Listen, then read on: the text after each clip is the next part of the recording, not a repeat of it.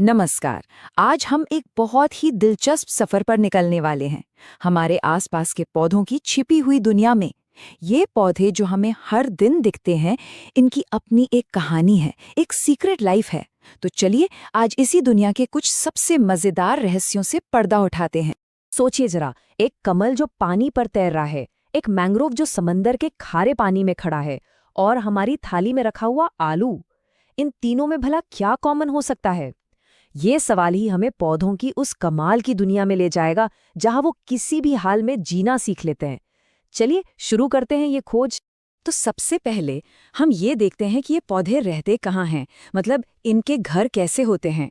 क्योंकि सूखी जमीन से लेकर समंदर के नमकीन किनारों तक हर पौधे ने अपने लिए एक अनोखा घर बनाया है, और उनका घर ही उनकी कहानी की शुरुआत है।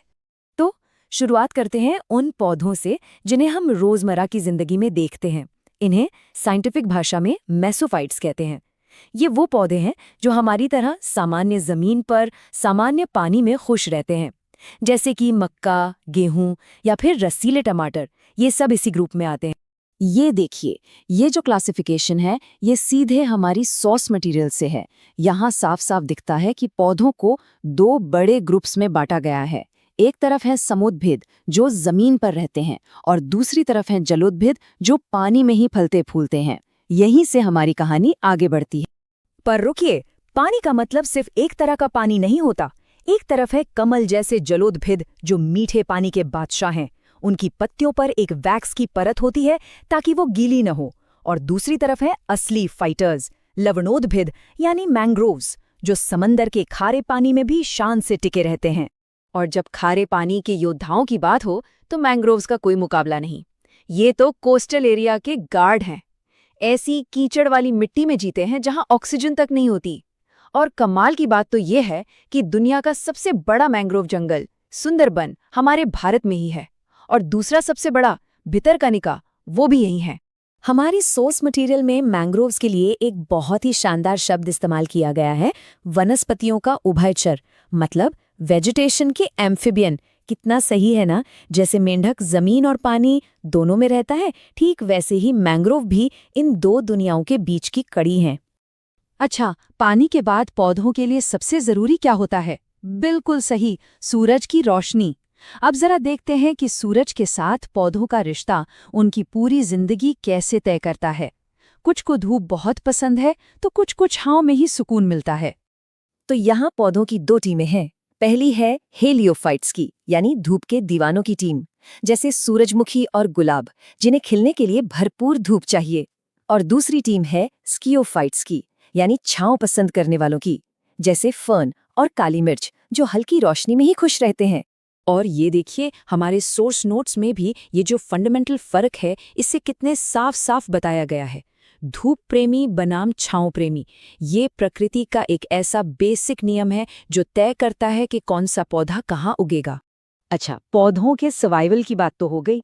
अब जरा अपने खाने की थाली पर आते हैं। कभी सोचा है कि अभी जो खाना खाया उसमें पौधे का कौन सा हिस्सा खाया गया? क्या वो जड़ थी, तना था, या फिर पत्ती? तो अब हम पौधों को एक बिल्कुल अलग नजरिए से देखने वाले हैं। बायोलॉजिस्ट की तरह नहीं, बल्कि एक फूडी की तरह। हम ये जानेंगे कि हम पौधे का कौन सा हिस्सा खाते हैं। और हाँ, कुछ बातें जानकर हैरानी भी हो सकती है। तो ये रही हमारी खाने की लिस्ट। गाजर, मूली, ये सब जड़ें हैं। पालक, पत्ता गोभी, जाहिर है पत्तियां हैं। लेकिन असली सरप्राइज तो अब आएगा, आलू। ज्यादातर लोग सोचते हैं कि ये जड़ है, पर नहीं, ये असल में एक तना है, बिल्कुल प्याज और अदरक की तरह। और क्या ये पता था कि हम केले और सहजन के फूल भी खाते? ये जो हाथ से लिखी हुई लिस्ट है ना, ये दिखाती है कि हमारी थाली में कितनी वैरायटी है। जड़, तना, पत्ती, बीज, फूल, फली, हम पौधे के लगभग हर हिस्से को किसी न किसी रूप में खाते हैं। सच में प्रकृति का एक अनमोल तोहफा है ये। अब कहानी को थोड़ा और दिलचस्प बनाते हैं।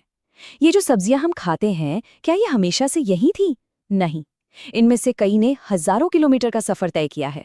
तो चलिए इनकी वर्ल्ड टूर की कहानी सुनते हैं। ये लिस्ट तो सच में चौंकाने वाली है। हमारी तीखी हरी मिर्च, रसीले टमाटर और सबके पसंदीदा आलू, ये सब साउथ अमेरिका से आए हैं। पत्ता गोभी और मटर का घर यूरोप है, और हमारी सुबह की कॉफी और भिंडी, इनका सफर अफ्रीका से शुरू हुआ। हमारी रसोई तो एक ग्लोबल विलेज है। तो हमारा सोर्स मटेरियल हमें यही याद दिलाता है। ये दिखाता है कि कैसे सदियों से ये फूड आइटम्स पूरी दुनिया में घूमते रहे हैं। हमारी किचन असल में पूरी दुनिया का एक मेल्टिंग पॉट है, और इसका क्रेडिट इन पौधों को जाता है जिन्होंने इतना लंबा सफर तय किया। चलिए अब अपने इस सफर के आखिर में कुछ और मजेदार रहस्य जानते हैं जो हमारे किराने के सामान में ही छिपे हैं। ये ऐसी बातें हैं जिन्हें हम रोज देखते हैं पर शायद गौर नहीं करते। अब एक ऐसा फैक्ट जो शायद सब्जियों को देखने का नजरिया ही बदल दे। सोर्स के मुताबिक ज्यादातर सब्जियां जो हम खाते हैं वो असल में पौधे का फूल वाला हिस्सा होती हैं। जी हाँ, फूल। है ना कमाल की बात। और हाँ, सोर्स मटेरियल से एक काम की हेल्थ टिप भी है। अगर शरीर में आयरन की कमी महसूस हो रही हो तो गुड़, आंवला और हरी पत्तेदार सब्जियां खाने की सलाह दी जाती है। ये साधारण सी चीजें पोषण का खजाना है। सोर्स में आंवले पर खास जोर दिया गया है। इसे तो एक तरह का न्यूट्रिशनल पावर हाउस कहा गया है, खासकर विटामिन सी के लिए। तो ये सचमुच एक सुपर फूड है। तो अगली बार जब खाने की थाली सामने हो तो बस एक पल के लिए रुककर सोचिएगा, ये सिर्फ खाना नहीं है, ये हजारों सालों के विकास, लंबे सफर और इतिहास की एक जीती जागती कहानी है। आज रात आपकी थाली कौन सी कहानी सुनाएगी?